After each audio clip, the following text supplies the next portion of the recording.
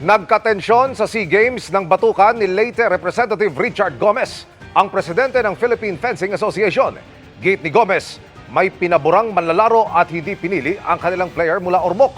Pero paliwanag ni Gakuma, desisyon ito ng buong coaching staff. Ang nahulikam na pananakit sa pagtutok ni Mark Salazar.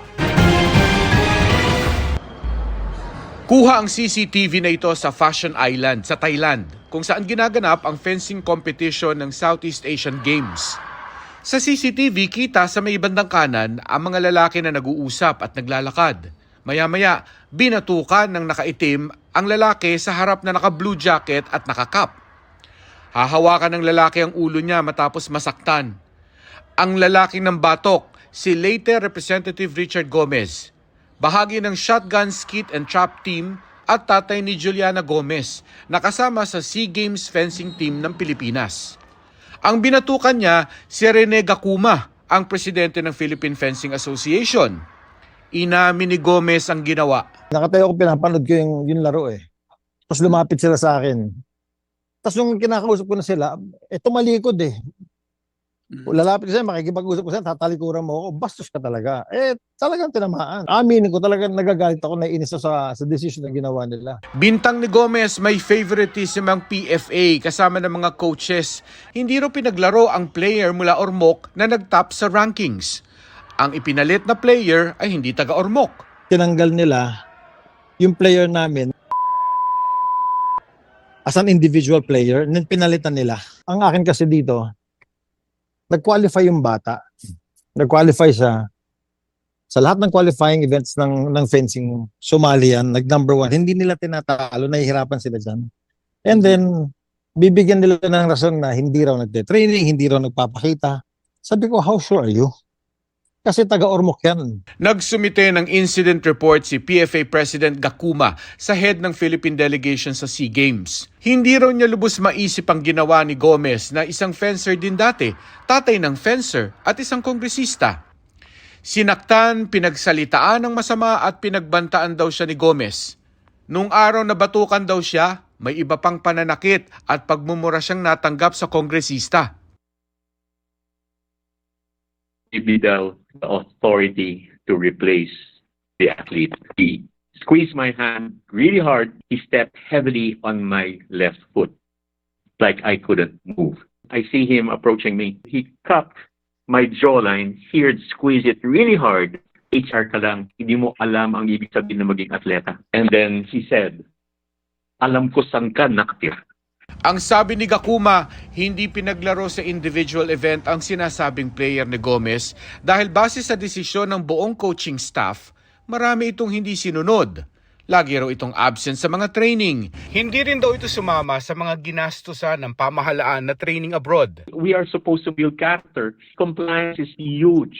Even though they're talented, all right, but non-compliant to the behavior of stuff, what is expected of them, who are athletes of the Philippine Sports Commission, who are paid by the funds of this government, It's unfair to those who are struggling. The government is supporting them. Nakapaglaro naman ang player sa team event at nakuha nila ang bronze medal kanina.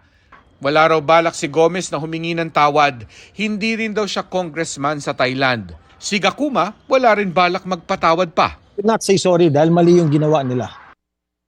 Tinanggal nila yung opportunity ng bata na maglaro sa SEA Games.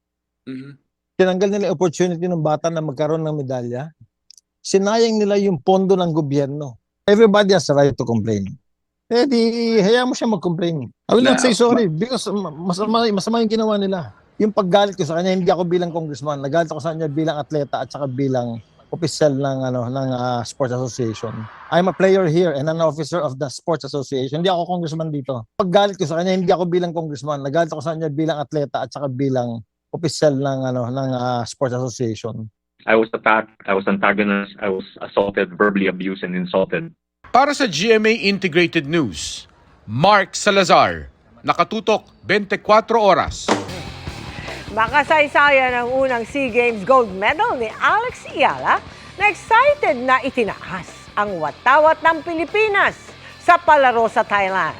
Historic din ang gold medal mula sa Philippine Women's National Football Team. Mula sa Bangkok, Thailand, nakatutok live si Jonathan Andal. Jonathan! Mel, dito ako ngayon sa venue ng basketball kung saan kanina lang lumabang po ang Gilas Pilipinas men and women at pareho po silang nanalo laban sa koponan ng Indonesia. Kaya pareho po silang aabante bukas sa finals para sa gold medal match. Sunod-sunod din naman po ang panalo ng mga babaeng atletang Pilipino gaya ng Filipinas football team at ni Pinay tennis ace Alex Iala.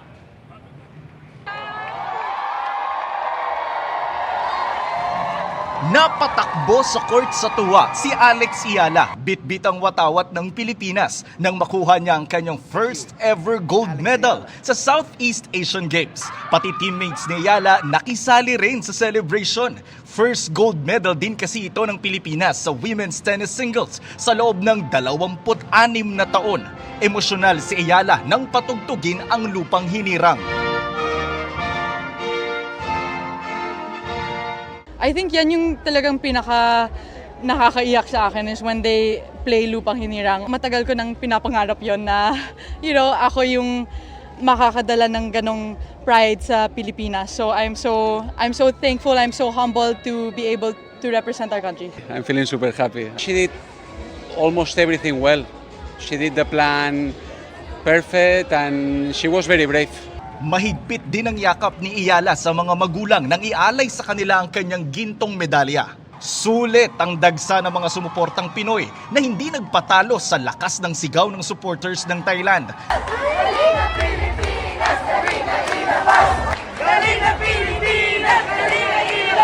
Naka-straight set win si Ayala kontra sa pambato ng Thailand sa final score na 6-1 at 6-2. Sa kabilayan ng tila pagkadismaya ni Ayala at reklamo sa ilang maling call ng line umpire.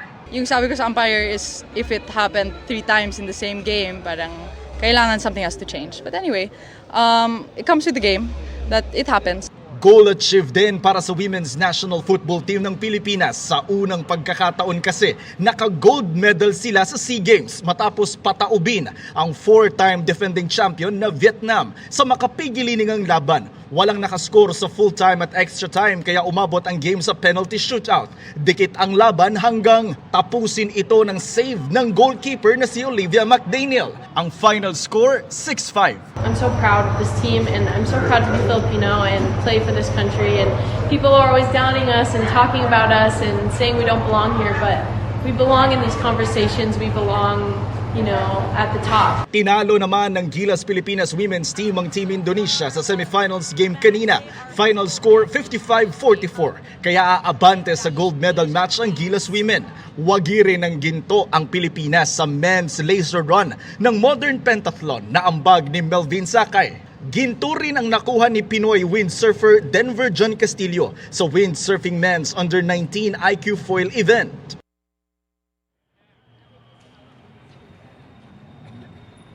Mel, last 2 days na lang ng SEA Games dito sa Thailand at sa 10 bansang kasali rito. Sa ngayon po, pang-anim ang ranking ng Pilipinas na may 40 gold medal. Ang pinakahuli po na dagdag ay ang ginto mula sa men's softball team na kanina lang ay tinalo po ang defending champion na Singapore. Yan muna ang latest mula rito sa Bangkok, Thailand. Ako po si Jonathan Andal ng GMA Integrated News at ng Philippine Olympic Committee Media. Nakatutok 24 oras. Mabuhay kayong lahat ng mga Pilipinong atleta na nakikipagtunggali ngayon dyan sa SEA Games sa Bangkok, Thailand. Maraming salamat sa iyo, Jonathan Andal. Inapela ng kampo ng negosyanteng si Atong ang rekomendasyong kasuhan siya kaugnay ng mga nawawalang sabungero. Pero git ng Justice Department, hindi nito mapipigilan ang prosecution panel na magsampa ng kaso sa korte. Nakatutok si Sandra Aguinaldo. Mahigit isang linggo matapos isa publiko ng Department of Justice ang rekomendasyon ng panel of prosecutors na sampahan ng kasong kriminal ang negosyanteng si Charlie Atong Ang, nagsampa ng motion for reconsideration ang abogado nito. Umapila si Ang na huwag munang i-file sa korte ang kasong kidnapping with homicide at kidnapping with serious illegal detention laban sa kanya kaugnay sa missing sa Bungeros. Dapat din daw baliktarin ang resolusyon ng DOJ at ibasura ang complaint laban laban sa kanya dahil sa kakulangan umano ng ebidensya. Kasama si Ang sa 22 pinakakasuhan ng DOJ Panel of Prosecutors sa pagkawala ng mga sabongero na umano'y nanyope o nandaraya sa sabong. Hindi kasi tugma yung resolution dun sa ebidensya na ipinresenta sa panel. Yung ebidensya there was a lot of evidence presented before the panel showing that the ones responsible for the abductions are the Patidongan brothers themselves. Ang magkapatid na Julie at Elakim Patidongan ay mga dating tauhan ni Ang na tumestigong ipinapatay daw ni Atong Ang mga nawawalang sabongero, bagay na kanyang itinanggi. Ayon sa kampo ni Ang, noong Biyernes pa na i-file ang MR kaya umaasa raw ang kampo nito na hindi muna isasampa sa korte ang kaso.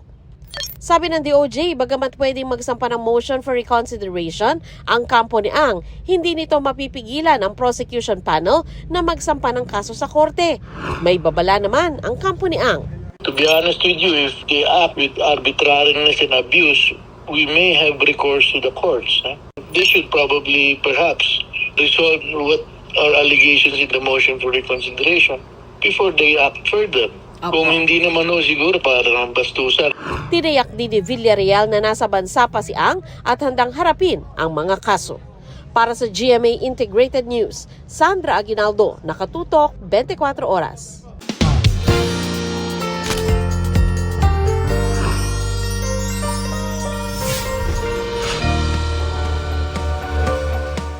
Ang mga makapigil hiningang ganda ng mga dagat sa Pangasinan, pwede nang i-side trip ngayong holiday vacation. Mapapauwi ka talaga sa ganda ng Alaminos sa Pangasinan. At huwag din dapat palampasin ang pagtikim sa pinagmamalaki nilang Alaminos Longganisa. Tara, magbalik-bayan tayo sa pagtutok ni Jasmine Gabriel Galban ng GMA Regional TV. Summer in December. Sa probinsyang malapit sa dagat gaya ng Alaminos, Pangasinan, kakaibang Christmas celebration ang ma-enjoy. Malayo sa mga regular na pasyalan at mall. Makakapagtampisaw ka sa malinaw na tubig at nagagandahang dagat ng probinsya. Hanggang 5 oras lang na biyahe mula sa Metro Manila. Bonus pa ang iba't ibang outdoor activities. Pwedeng mag-island hopping, snorkeling, kayaking, o kung adrenaline junkie ka naman, bagay sa iyo ang cliff jumping at zipline. Kung nais ng me time, pwede rin namang mag-chill lang sa tabing dagat. Iba pa rin talaga ang Pasko sa Pinas at dito sa Alaminos City, tiyak mapapauwi ka dahil sa mala-probinsyang Christmas celebration. Mga kapuso, sama-sama nating experience ang Pasko sa Alaminos, home of the 100 Islands. May 124 na isla dito sa lungsod, kaya tinawag itong home of the 100 Islands, ang Alaminos City, Pangasinan. Tara na magbalikbayan ngayong Pasko. Kapag nagutom sa water activities, ano pa bang masasarap pang gawin kundi ang kumain? Nariyan ang mga ipinagmamalaking kakanin ng Alaminos tulad ng binungoy, patupat at tupig. At syempre tuwing Pasko, hindi mawawala ang gift giving at para makabili ng affordable na mga panregalo, takbuhan na ng ating mga kapuso ang mga baratilyo. May bag, damit, laruan at marami pang iba. Matapos magmerienda, pwede nang muling ituloy ang pamamasyal. Dahil pagkagat ng dilim, siya namang pagliwanag at pagningning ng Luca Park. Narito ang kumukuti-kutitap na Christmas display ng probinsya. Tila abot kamay muna ang mga bituin sa mga ilaw na nakakabit sa giant Christmas tree na may taas na 40 feet. Ramdam na ramdam ang Paskong Alaminos dahil sa mga nagagandahang Christmas attractions. Bukod sa giant Christmas tree, picture perfect din ang kanilang Garden of Tunnels. At dito sa ilalim ng Christmas tree, nagmistulang Tunnel of Lights.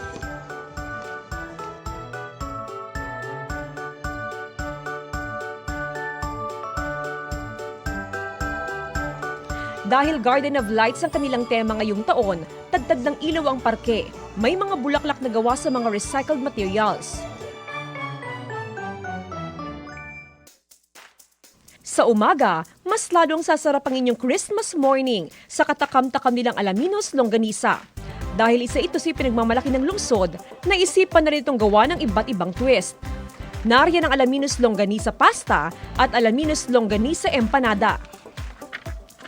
Sina sparkle artist Ara San Agustin, Anthony Rosaldo at John Vic de Guzman, di lang yan tinikman, sinubukan din nilang gumawa at magluto. Bilang man ang mga isla sa Alaminos City, pero one thing is for sure, hindi mabibilang ang saya na dala sa pagbisita sa syudad.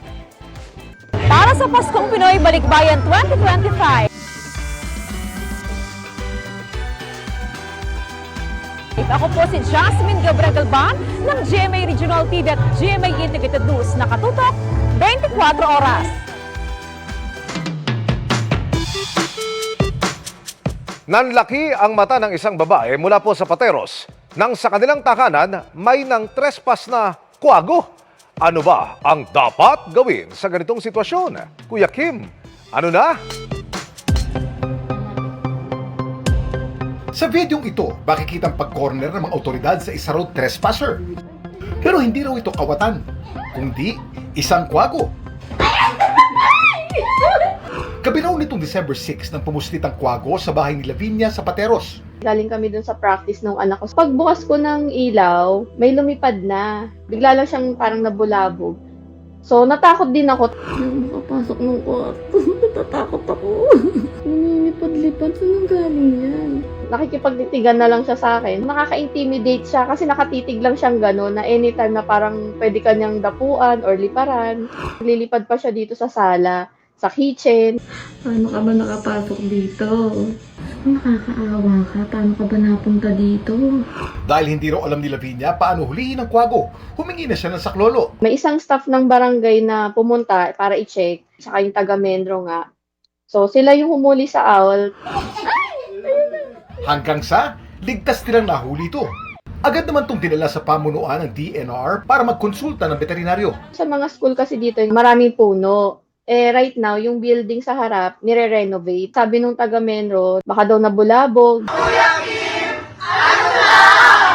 Ang kwago, isa raw Philippine Scops owl o Otus megalotis. It's a species na endemic sa Pilipinas. Makikita lang siya sa Luzon and yung mga nearby smaller islands. Payo ng eksperto, sakali daw may kwago o anumang ibong maligaw sa ating mga tahanan.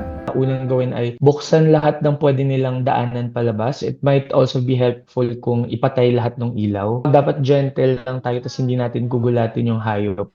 And dahan-dahan lang siya ipoprod or itutulak. Hindi ko i-recommend na directly handle siya kung hindi expert kasi pwedeng ma-injure either yung hayop or yung taong magtatry humawa kasi sharp yung talons. Merong tao sa any nearby na DNR office na mas well-equipped or well-trained na mag-handle ng wildlife. So, yun naman yung mas okay na gawin. Laging tandaan, kimportante ang may alam. Ito po si Kuya Kim at sagot ko kayo 24 oras. Inaprubahan na ng LTFRB ang bagong sistema ng pagkwenta sa singil na mga ride-hailing app o TNVS ngayong holiday season. At para sa mas ligtas na biyahe ngayong palapit na Pasko, isinalang sa random drug test ng mga driver sa mga bus stations sa Cubao. Nakatutok si June Veneracion. Ilang araw bago magpasko, 3 bus station sa EDSA Cubao ang sabay-sabay na ininspeksyon ng mga opisyal ng Department of Transportation at Metropolitan Manila Development Authority. Ito ay para masigurong maayos at ligtas ang biyahe ng mga pasahero. Nagsagawa rin ng random drug test sa mga bus driver at mga tauhan ng Land Transportation Office. Maganda naman ito para at least yung mga gumagamit talaga, mahuli nila at siguradong safe yung pagmamaneho sa biyahe. Once na mag-positive yan ngayon, dito, i-confiscahin namin yung driver's license para hindi yan makabiyahe. Magpapa-showcase kami ng hearing. Pag napatunayan doon sa hearing na talagang siya ay nagdodroga, revoke yun. Bukas hanggang weekend inaasahan ang dagsa ng mga pasahero sa mga bus terminal. Start na po kasi nung Christmas break namin, so mas minabuti ko pong umuwi na po ng mas maaga po. Naghahanda na rin ang MMDA sa mas matindi pang traffic Kung nakarang taon, 451,000 ang pinakamalaking bilang ng mga sasakyan sa EDSA sa loob ng isang araw. Inaasahan ng MMDA na malalampasan yan ngayong taon. Inutos na rin po natin sa ating mga tauhan na yung mga minor traffic violations ay wag na pong hulihin. Mas priority po as always ang traffic management. Kaligtasan naman ng publiko ang mahigpit na bilin ni Pangulong Marcos nang magsalita siya sa oath-taking ng mga bagong general ng PNP. As we are in the holiday season, when more people are out in public and families are on the move, this period calls for heightened security and vigilance. So maintain a visible and reassuring presence on our roads, in public spaces, in transport hubs, and in communities where families gather. Sa gitna ng holiday rush, asahan ang mas mataas na pasahe para sa mga sumasakay sa Transport Network Vehicle Service simula bukas. Inaprubahan na kasi ng LTFRB ang fixed pickup rate system para sa kasagsagan ng holiday season. Kasama na sa sisingilin ang biyahe ng mga TNVS papunta sa kanilang pickup point basta't pasok sa 5-kilometer radius. Hindi tulad sa nakasanayan na ang singilan ay nakabase sa lugar kung saan sumakay ang pasahero hanggang sa kanyang destination. Naiintindihan naman po namin yung hirap ng mga TNVS driver lalo na traffic ngayong holiday season. Pero mabigat pa rin po para sa aming mga pasahero itong fixed pick-up fare system. Para sa GMA Integrated News, June Veneracion, nakatutok, 24 oras. Proud cover girl si Kapuso primetime queen Marian Rivera ng isang magazine sa Vietnam. At sa kabila ng busy life sa showbiz, hands-on si Marian lalo na sa magiging Christmas celebration kasama ang pamilya. Ichichika yan ni Nelson Canlas. Very radiant si Marian Rivera sa cover ng isang glossy magazine sa Vietnam. Ilang buwan ang nakaraan, bumisita si Marian sa Vietnam para sa isang runway gig. Kasunod pala noon, kinunan ang cover para sa magazine. So talagang minaximize namin talagang araw ko doon. Sa caption ko nga sa Instagram ko, sinasabi ko nga parang Vietnam magic talaga. So isa to sa mga country talaga na masasabi kong love na love ko talaga at babalik talaga ako. Sa gitna ng showbiz commitments ni Yan Yan, very present, hands-on mom pa rin siya sa kanyang mga anak na sina Sixto at Zia. Proud raw siya kay Sixto na natapos ang kanyang first kiddie run. At kay Zia na pumukaw ng atensyon dahil sa kanyang talento sa pagkanta na nagpanalo pa sa kanya ng Aliw Award. At sabi nga naming mag-asawa, anything na gustuhin nila, susuportahan namin sila. Wala namang dapat ipagpigil dahil ito ay kanilang kinahihiligan at kailangan suportahan talaga. Simple lang daw ang plano ng Dante Squad sa Pasko. Magsalo-salo at sama-sama lang sa Noche Buena sa bahay. Dapat. Siyempre, mawawala ba ang Hindi, yun yung request nila. So gagawin ko yan. Nelson Canlas, updated sa Showbiz Happenings. Kapapasok lamang na balita, naglabas na ng arrest warrant laban sa kontratistang si Sara Diskaya at siyam na iba pa. Ayon sa anunsyo ni Pangulong Bongbong Marcos, kaugnayan ng 96.5 million peso Ghost Flood Control Project sa Davao Occidental. Naglabas na ng warrant of arrest ang korte laban sa 10 pangunahing sangkot dito sa anomalyang ito. Ang mga akusado ay nahaharap sa kasong graft at malversation. Ito pong mga kasong ito, hindi po bailable ito. Hindi pwedeng bayaran ang kanilang para sila'y makalabas sa kulungan. Kabilang na po rito si Sara Diskaya na sa kasalukuyan ay nasa kustodiya ng NBI. At yan ang mga balita ngayong Huwebes. Saktong isang linggo na lang, Pasko na. Ako po si Mel Tiangco para sa mas malaking misyon. Para sa mas malawak na paglilingkod sa bayan, ako po si Emil Sumangil. Mula sa GMA Integrated News, ang News Authority ng Pilipino. Nakatuto kami 24 oras. Mula sa'yo, ang Pasko.